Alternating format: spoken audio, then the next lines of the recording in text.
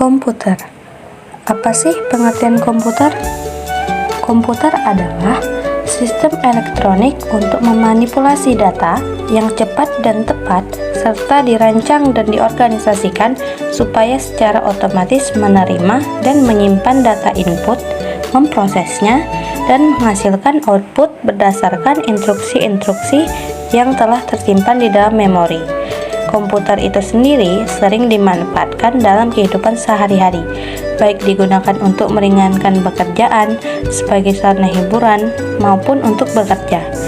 Dalam situs Computer Science Lab pada artikel ilustrasi sejarah komputer menyebutkan bahwa istilah komputer awalnya dikaitkan dengan suatu profesi yang tugasnya melakukan perhitungan secara berulang, yang akhirnya diubah menjadi nama alat atau mesin tersebut. Sekarang kita masuk ke sejarah perkembangan komputer. Perkembangan komputer diawali dengan ditemukannya alat hitung pertama yang bernama abacus sekitar 5.000 tahun yang lalu dan berasal dari Babilonia kuno.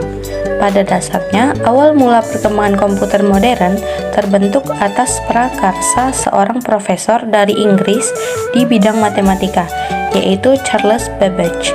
Pada periode 1791 sampai dengan 1871, ia mengembangkan kombinasi yang sinkron antara mekanika dan matematis.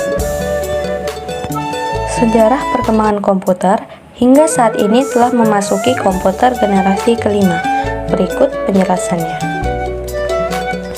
Sejarah perkembangan komputer generasi pertama dimulai sejak tahun 1941 sampai 1959. Pada tahun 1941, seorang insinyur asal Jerman bernama Konrad Zuse membangun sebuah komputer yaitu Z3 untuk mendesain pesawat terbang dan juga peluru kendali. Komputer generasi pertama ini masih sulit untuk diprogram. Komponen yang digunakan juga berupa tabung hampa udara atau vacuum tube yang menjadikan komputer itu tampak berukuran sangat besar kala itu, serta kapasitas penyimpanan yang kecil. Sejarah perkembangan komputer generasi kedua sejak tahun 1959 sampai 1964. Pada generasi kedua ini ditemukannya transistor-transistor yang sangat berpengaruh bagi perkembangan komputer.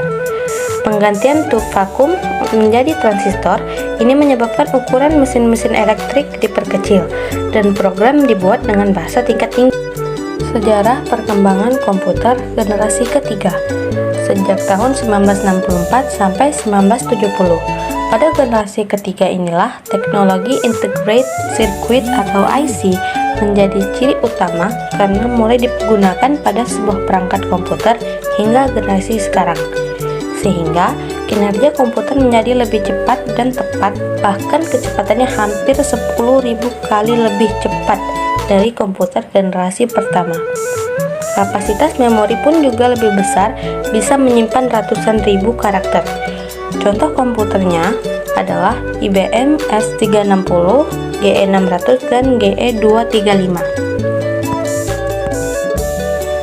Sejarah perkembangan komputer generasi keempat sejak tahun 1970 sampai 1980-an. Pada generasi keempat ini hanya meneruskan komputer generasi ketiga.